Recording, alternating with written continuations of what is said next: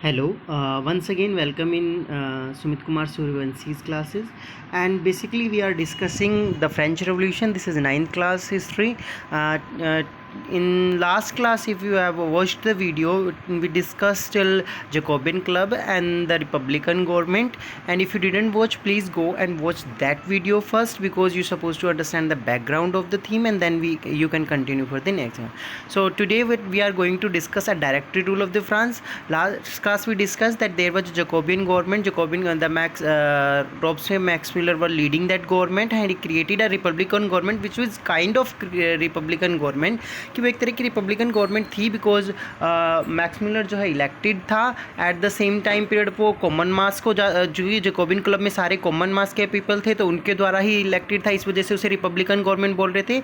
But different perspective में अगर आप देखें तो ही just didn't create a rule which is supposed to be maintaining the peace and maintaining the law. He create a kind of dictatorship.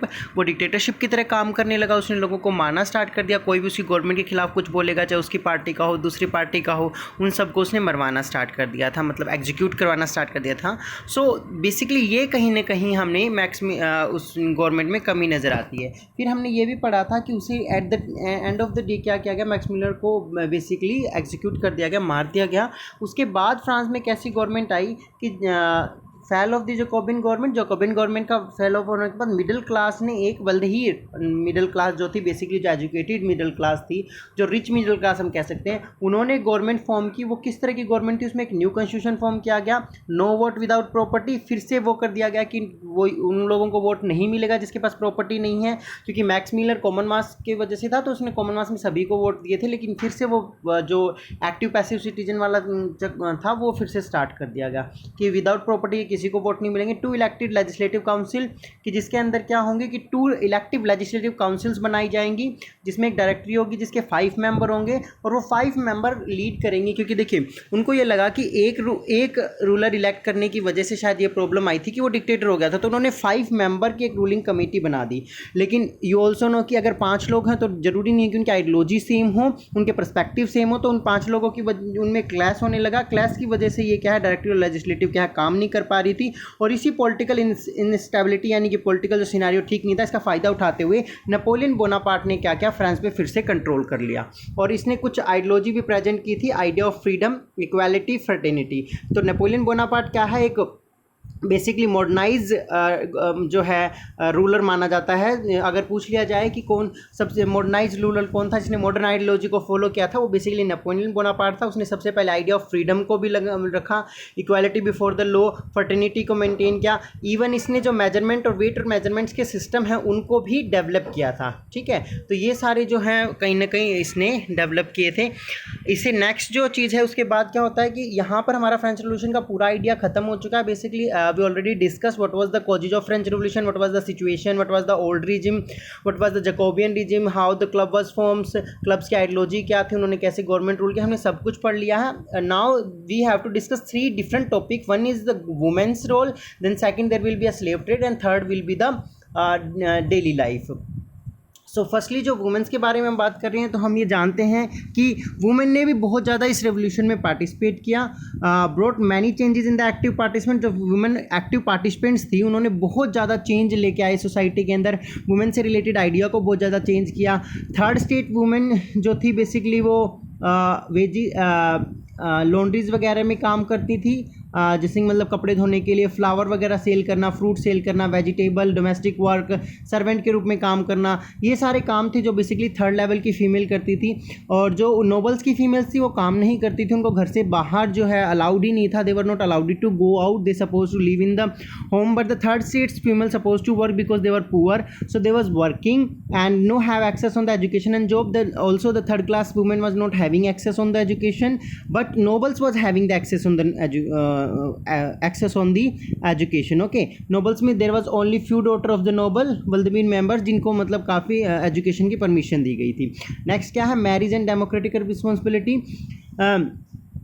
कि basically उनका क्या था कि उनको शादी करने की उनकी रिस्पॉन्सिबिलिटी मानी जाती थी, और डोमेस्टिक रिस्पॉन्सिबिलिटी यानी कि अपने हस्बैंड की केयर करना, अपने बच्चों की केयर करना, उनके लिए खाना बनाना, घर को मेंटेन करना, यही बेसिक सारी रिस्पॉन्सिबिलिटी फीमेल की मानी जाती थी। वेज वर लोअर, और इवन जो वर्किंग फीमेल थी भी थर्ड स्टेट में, उनकी वेजेस भी बहुत ज़्यादा लोअर थी। तो हम ये कह सकते हैं कि एक्टिव पार्टिसिपेंट्स के रूप में फीमेल ने काफ़ी ज़्यादा पार्टिसिपेट करना स्टार्ट किया।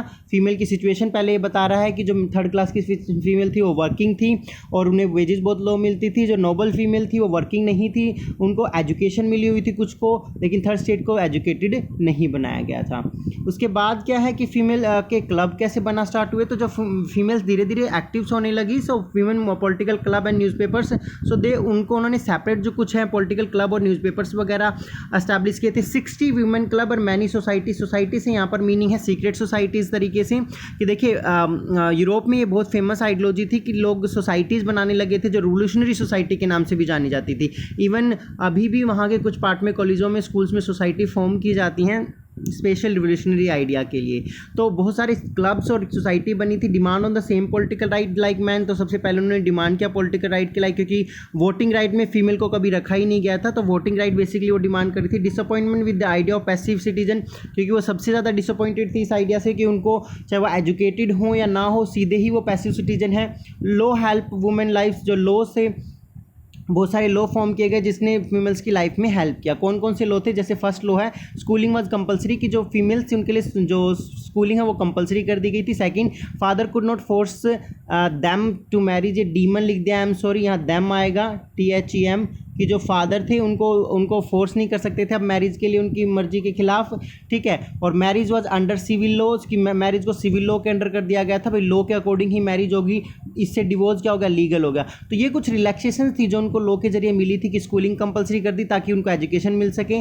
उनके फादर जो उनको फोर्स नहीं कर सकते थे मैरिज के लिए, मैरिज एक सिविल लॉ के अंडर होगी, ये नहीं है कि गैर कानूनी या किसी तरह से डिवोर्स उनके लिए लीगल कर दिया गया था। Women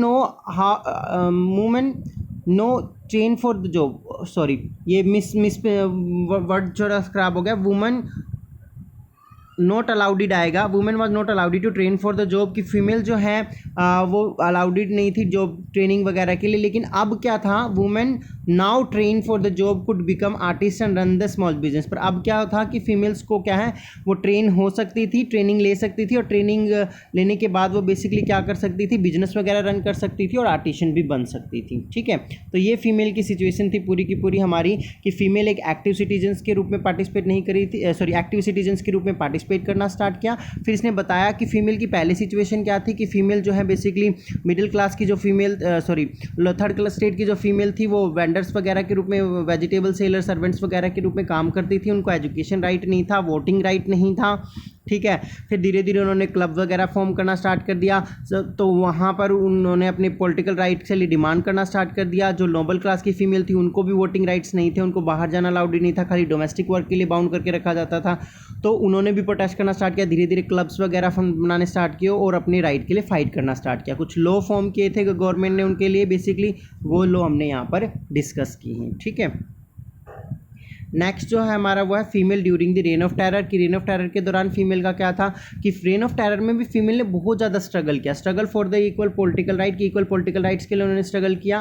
closure women clubs and banding their political activities, कि रेन ऑफ टेरर में मैक्स मिलर ने क्या किया कि जितने भी वुमेन क्लब वगैरह थे उनको बैन कर दिया, and also they not allowed any political activity, उनको किसी तरह की एक्टिविटी के लिए बंद कर दिया। अगर फिर भी उन्होंने नहीं सुना सो फीमेल पर अरेस्टेड एंड एग्जीक्यूटेड, अरेस्ट किया गया और उनको मार दिया गया। Movement for the voting right and equal wages continue, लेकिन उसके बाद भी जो मूवमेंट्स थे वोटिंग राइट्स के लिए, इक्वल वेजेस के लिए, that was continue going on, and it was literally known as international suffrage movement, जिसमें बेसिकली फीमेल ने वोटिंग राइट के लिए ज़्यादा से ज़्यादा प्रोटेस्ट किया। और इंस्पायरिंग मेमोरीज इस टाइम से क्रिएट हुई, और फाइनली 1946 में जो फीमेल हैं उनको वोटिंग राइट प्रोवाइड किया गया फ्रांस में। तो ये हमारा फीमेल का था। रेन ऑफ टेरर में भी क्या है, फीमेल के साथ फीमेल्स ने हमेशा अपने क्लब वगैरह को एक्टिव रखा था, तो रेन ऑफ टेरर में उनके क्लब वगैरह को बंद कर दिया गया था, पॉलिटिकल एक्टिविटी से दूर कर दिया। अगर फिर भी ऐसा हुआ तो उन्होंने उनको अरेस्ट किया, उनको एग्जीक्यूट कर दिया गया, लेकिन फीमेल के जो मूवमेंट है वो चलते रहे और उसे इंडियन इंटरनेशनल सफरेज मूवमेंट के नाम से जाना जाता है। 1920 सेंचुरी में कंटिन्यू चले और 1940 में 20th सेंचुरी के मिड में फीमेल को वोटिंग राइट मिला, ठीक है। नेक्स्ट जो है हमारा वो बेसिकली क्या है, the abolition of the slavery. Reforms of the Jacobian government, देखिए जैकोबिन गवर्नमेंट का सबसे अच्छा रिफॉर्म यही माना जाता है कि उन्होंने क्या किया था, स्लेवरी को अबोलिश कर दिया था, ठीक है। सो जैसे मांटिक्यू, ग्लोबियो, सेंस, डेमेको, ये बहुत फेमस थे कहीं ना कहीं, तंबाकू के लिए, इंडिको के लिए, शुगर्स के लिए, इन सब का ट्रेड यहाँ से होता था।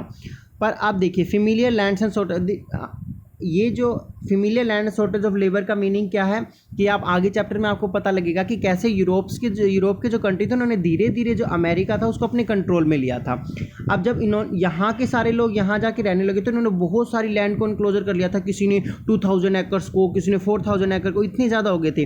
अब लैंड तो इनके पास आ गई थी कंट्रोल में, लेकिन काम कैसे करेंगे, ये तो रूलर वाले थे, काम नहीं करते थे। तो काम करने के लिए इन्होंने क्या सोल्यूशन निकाला, उसके लिए स्टार्ट हुआ triangular slave trade. Triangular slave trade में क्या होता था, यूरोप के ये जो लोग थे ये जाते थे साउथ अफ्रीका से ये लोग क्या करते थे, स्लेव लेते थे और वो सारे स्लेव जाते थे अमेरिका और उनसे वो अमेरिका में वर्स्ट कंडीशंस में काम कराते थे, ठीक है। तो इसीलिए इसमें क्या है, यूरोप, अफ्रीका और अमेरिका ट्रायंगुलर ट्रेड है। French merchant sail from the port of the borders and American coast की, फ्रेंच जो मर्चेंट्स थे वो क्या करते थे, बॉर्डर्स एक कोस्ट था वहाँ पर जाते थे, फिर वहाँ से वो जाते थे अफ्रीकन कोस्ट पर। अफ्रीकन कोस्ट में जो चीफडन थे, वहाँ के लोकल चीफडन यानी कि वहाँ के जो लीडर्स थे, वो क्या करते थे, वो अपने जो लोग थे उनको सेल कर देते थे और फिर उनको जो है ये फ्रांस के लोग थे वो खरीद कर उनको बैंडेज एंड सैकल, मतलब ये देखिए यहाँ दिखा रखा मैंने कैसे बांध के उनको शिप में डाल दिया जाता था और शिप में डालने के बाद 3 मंथ के वयाग के बाद उन्हें अमेरिका में लेके जाते थे और वहाँ पर उनको एक्सप्लॉइट किया जाता था और उनसे पूरी तरह से काम किया जाता था। लिटरली स्लेवरी पे बहुत सारी क्रिटिसिज्म डिबेट स्टार्ट हुई, इवन जो मतलब डेमोक्रेटिकल आइडियाज से रिलेटेड गवर्नमेंट्स फॉर्म हो रही थी उन्होंने बहुत ज़्यादा इसको क्रिटिसाइज़ किया, बहुत ज़्यादा प्रेशराइज किया। बिजनेस क्लास ने भी बहुत ज़्यादा प्रेशराइज करने की कोशिश की कि कहीं ना कहीं स्लेवरी को ख़त्म नहीं करना चाहिए। 1794 में हमें पता है कि मैक्स मिलर की गवर्नमेंट थी, उसने इसे स्टॉप किया था, लेकिन नेपोलियन ने स्लेवरी को फिर से लगा दिया था। एंड ऑफ द डे 1848 में जब फ्रांस में दोबारा से डेमोक्रेटिकल गवर्नमेंट आई तो इस स्लेवरी को ऑलवेज के लिए बंद कर दिया गया, ठीक है। तो ये स्लेव ट्रेड था बेसिकली कि अमेरिका पर जब कंट्रोल करने की कोशिश की गई तो उनके पास वहाँ लैंड तो थी लेकिन वर्कर नहीं थे। वर्कर के लिए उन्होंने साउथ अफ्रीका में अपनी कॉलोनी से लोगों को खरीदना स्टार्ट किया। साउथ अफ्रीका से खरीद को उनको अमेरिका ले जाया जाता था, वहाँ पर उनसे 3 मंथ का ये वोयाग था, वहाँ पर उन्हें बहुत बुरी तरह से काम करवाया जाता था। फील्ड्स पे ये दिखा रखा है यहाँ पे कि कैसे फील्ड पे काम करवाते थे और उन्हें काम कर फोर्स किया जाता था, जिसे स्लेवरी बोला जाता था, क्योंकि वो खरीद के उन्हें लेके जाते थे, कोई वेजेस वगैरह नहीं देते थे, ओके। बाद में स्लेवरी को क्या है, मैक्स मिलर गवर्नमेंट ने 1794 में अबॉलिश किया, नेपोलियन ने फिर से लागू कर दिया था और 1848 में फ्रांस में दोबारा से बता दूं डेमोक्रेटिकल गवर्नमेंट आई थी जो आप 10th क्लास में पढ़ेंगे। सो उसको फिर से क्या है, स्लेवरी को लागू किया गया, सॉरी बंद कर दिया गया ना। लास्ट टॉपिक है हमारा the revolution and the everyday life. So everyday life बहुत ज़्यादा चेंज हुई रिवोल्यूशन से। कैसे, political change related to the cloth and language की एवरीडे लाइफ। तो रिवोल्यूशन में तो देखिए हमने जैकोबिन क्लब का आइडिया लिया था जिसमें स्ट्रिप पजामा, रेड कैप वगैरह पहनना स्टार्ट कर दिया था। तो कहीं ना कहीं जो ये पॉलिटिकल चेंजेस आ रहे थे उसने लोगों को बहुत ज़्यादा चेंज किया, क्लॉथ में भी और लैंग्वेज में भी, क्योंकि उन्होंने मल्टीपल लैंग्वेज को, सीक्रेट लैंग्वेज को बनाना स्टार्ट किया सीक्रेट मैसेज वगैरह पहुँचाने के लिए। और प्रोटेस्ट में लो the translate the idea of liberty and equality, जो लिबर्टी और इक्वालिटी का आइडिया था उसको कहीं ना कहीं ज़्यादा से ज़्यादा ट्रांसलेट करने की कोशिश की गई, समझने की कोशिश की गई कि लिबर्टी का मीनिंग क्या है, कि मेंटली आपको फ्री होना चाहिए। मतलब लिबर्टी का मतलब होता है कि आप दिमागी तौर पर किसी को ऊंचा, मतलब किसी को छोटा या बड़ा ना समझे। लिबरल का मतलब फ्री होना है, लेकिन यहाँ पर फ्रीडम नहीं है। मतलब कि लिबर्टी का मतलब ये नहीं कि आपको चेन से ना बांधा गया, अगर आपको चेन से बांधा गया तो आप फ्री नहीं है। लेकिन अगर आप किसी ऑर्थोडॉक्सी से बंधे, यानी कि आपकी सोच अच्छी नहीं है, जैसे कि आप कास्टिज्म में बिलीव रखते हैं कि भाई वो नीची जात का है, हम ऊंची जात के, हम ज़्यादा पावरफुल है, जैसे कि हमारे स्कूल तो हरियाणा में बेसिकली जाट कम्युनिटी के बारे में हम लोग ऐसा देखते हैं कि वो अपने आप को ज़्यादा प्राउड फील करते हैं, तो वो लिबरल नहीं है, वो माइंड से लिबरल नहीं है। इक्वालिटी क्या है, सबको सोसाइटी में इक्वल समझना, ठीक है। Abolishing the censorship in 1789। So the censorship है उसको कहीं ना कहीं अबॉलिश करने की कोशिश की जाती है, ठीक है। इसके अगर क्या होता है उसको भी लोग समझ गए। 1789 में क्या किया था, सेंसरशिप को अबॉलिश कर दिया गया था। उसका मीनिंग क्या होता है सेंसरशिप का, कि उस दौरान आप कोई भी बुक या न्यूज़पेपर जिसमें आप गवर्नमेंट के खिलाफ, बेसिकली हम फ्रीडम ऑफ स्पीच कैसे यूज़ करते हैं, गवर्नमेंट के खिलाफ हम न्यूज़पेपर वगैरह में ही लिख सकते हैं या इंटरव्यू वगैरह में। तो सेंसरशिप का मतलब होता है कि कोई भी चीज़ जो भी पब्लिश होगी वो गवर्नमेंट की परमिशन के बिना पब्लिश नहीं हो सकती, approve by the senses of king की। कुछ भी अगर प्रिंट करना है तो किंग के द्वारा परमिशन लेनी होगी। Freedom of speech and expression become natural rights, तो उसके बाद ये समझ में आ गया था कि जो फ्रीडम ऑफ स्पीच है और एक्सप्रेशन है वो नेचुरल राइट्स होनी चाहिए, मतलब हर कॉन्स्टिट्यूशन में ये राइट तो होने ही होने चाहिए। Book newspaper pamphlet flooded the town, इस तरह से जो बुक न्यूज़पेपर और पम्पलेट्स थे उन्होंने ही तो टाउन्स को न्यू आइडियोलॉजी से फ्लड कर दिया था। फ्लड का मतलब बाढ़ आ जाना इन सभी चीज़ों की, लेकिन किस तरह से, न्यू आइडियाज़ से। Describe the discuss the event of the chain and और इस तरह से बहुत सारे इवेंट को जो है ये लोग डिस्कस करते थे ताकि लोगों को न्यू आइडियोलॉजी के बारे में बता सकें। तो ये प्ले लिखना था, सॉरी प्लेट्स हो गया है। प्ले जो है आपका ड्रामा प्ले जो थिएटर पे होता है, PLAY सॉरी, हाँ ड्रामा थिएटर पे जो प्ले होता है वो आएगा। प्ले सॉन्ग्स और फेस्टिवल्स के जरिए लोगों ने अपनी आइडियोलॉजी को बहुत ज़्यादा स्प्रेड करने की कोशिश की। तो ये हमारी टोटल फ्रेंच रेवोल्यूशन थी। उसके बाद फ्रेंच रेवोल्यूशन के बाद 1804 में क्या हुआ कि नेपोलियन बोनापार्ट ने फ्रांस के ऊपर फिर से कंट्रोल कर लिया और जो ये रिपब्लिकन गवर्नमेंट या डायरेक्टरी रूल आए थे सभी खत्म हो गए और फिर से यहाँ पर एक किंगडम स्टैब्लिश किया गया। उसने बहुत सारे जो नेबर कंट्री थे उनको अपने कंट्रोल में किया, ठीक है। Created a kingdom, appointed his family member, उसने बहुत सारे नेबरन जो यूरोपियन कंट्री उनको कंट्रोल में किया और अपनी फैमिली मेंबर को वहाँ पर अपॉइंट किया। मॉडर्नाइजर और यूरोप, जैसा कि मैंने पहले ही बताया कि मॉडर्न किंग माना जाता है ये। Protection to the private property and uniform measure system, ये बता दिया कि प्राइवेट प्रॉपर्टी का आइडिया को ज़्यादा किया और मेजर एक यूनिफॉर्म वेट एंड मेजरमेंट के सिस्टम को ज़्यादा से ज़्यादा लागू किया। Invalid force finally defeated the Waterloo, 1815 में नेपोलियन को 1815 में डिफीट कर दिया गया और बाद में फिर से यहाँ पर बर्बन डायनेस्टी का रूल आया, वो हम 10th क्लास में पढ़ेंगे। Thank you so much, have a nice day.